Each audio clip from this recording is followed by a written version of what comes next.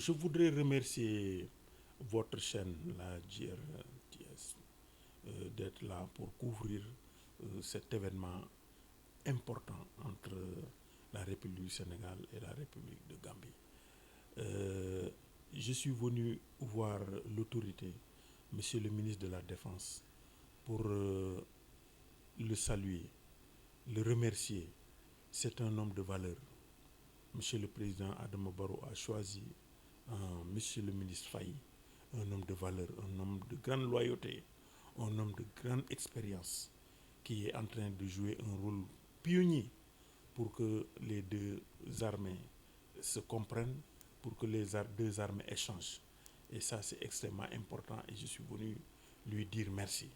Je suis venu lui dire merci pour cette posture d'amitié, cette posture de renforcement de la relation et cette posture d'amitié aussi entre les deux peuples. On a parlé de plusieurs choses, mais pour vous résumer, nous avons parlé de l'impact de cette maladie, la Covid-19, sur le quotidien de nos populations, sur le futur de nos nations, sur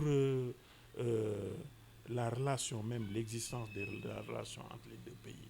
Et nous avons vu qu'il y a eu parfaite convergence de vues entre nos deux chefs d'État. Quand il s'est agi de fermer les frontières terrestres, de fermer les frontières maritimes, de fermer les frontières aériennes, il y a eu parfaite convergence de vues entre les deux chefs d'État et ça a permis d'endiguer le mal, d'endiguer le problème et ça, nous nous en sommes réjouis et nous sommes sûrs aussi que le futur de cette pandémie sera géré d'une façon concertée entre les deux chefs d'État.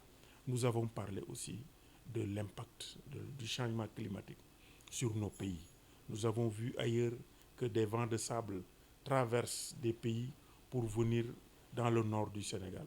Et nous avons peur que si nous continuons comme ça avec la désertification, si nous continuons comme ça avec cette coupe de bois massive et sauvage qu'on observe, on risque de voir les pluies de sable qui sont dans le nord du pays venir jusqu'au sud et ce serait extrêmement dangereux. Donc nous avons dit, nous avons lancé un appel pour que cette coupe de bois soit arrêtée, soit stoppée.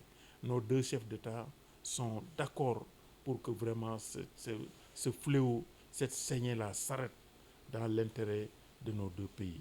Enfin, j'ai dit que j'ai remercié le peuple gambien, le gouvernement gambien, pour l'hospitalité généreuse offerte à la communauté sénégalaise ici en Gambie, qui permet à nos concitoyens de vivre en toute liberté, de vivre en toute quiétude au sein du peuple gambien, exercer leur métier, gagner leur vie, entretenir leur famille sur le sol gambien. Ça, j'en suis très satisfait, j'en suis un témoin oculaire et chaque fois je reporte à Dakar que ma communauté ne retrouve aucune difficulté ici en Gambie. Au contraire, elle est à l'aise en Gambie.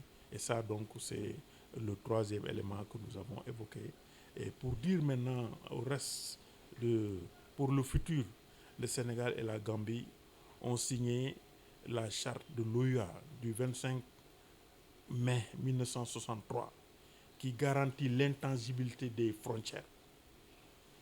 Monsieur le Président Léopold Sédar Senghor a participé à la première réunion de l'OUA et à cette date, il a signé cette charte de l'OUA qui garantissait l'intangibilité des frontières.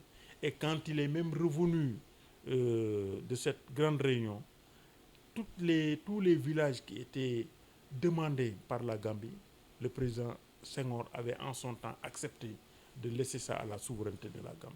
Pour montrer qu'entre les deux pays, il n'y a pas de problème de souveraineté, il n'y a pas de problème d'indépendance. Les deux pays s'assument séparément et indépendamment, mais les deux peuples, personne n'y peut rien. Le peuple sénégambien fera ce qu'il a toujours fait depuis nos arrière-grands-parents. Ils ont toujours traversé, ils ont toujours venu de part et d'autre. Personne n'y peut rien. Ce n'est pas une maladie, ce n'est pas une barrière frontière. personne, parce que si j'ai mon oncle en Gambie, j'ai ma tante là-bas, cette relation naturelle, personne ne peut enfreindre cette réalité. Donc c'est ça la vérité. Et nous l'avons accepté, euh, nous sommes dans cette dynamique de donc renforcer l'existence des deux États, mais dans une nation sénégambienne où les deux peuples s'entendent, échangent et voilà, se parlent tous les jours.